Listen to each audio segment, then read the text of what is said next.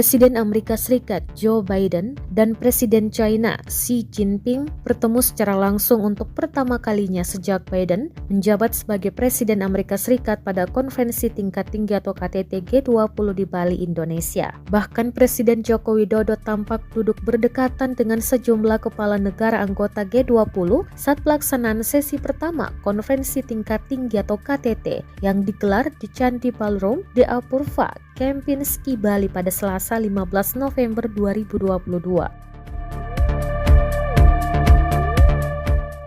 Kepala negara yang dimaksud yakni Presiden Amerika Serikat Joe Biden, Perdana Menteri atau PM India Narendra Modi, PM Italia Giorgia Meloni, dan Presiden China Xi Jinping. Pantauan Kompas.com berdasarkan dokumen foto dari Sekretariat Presiden secara urut, tempat duduk Presiden Jokowi diapit langsung oleh Perdana Menteri India dan Perdana Menteri Italia.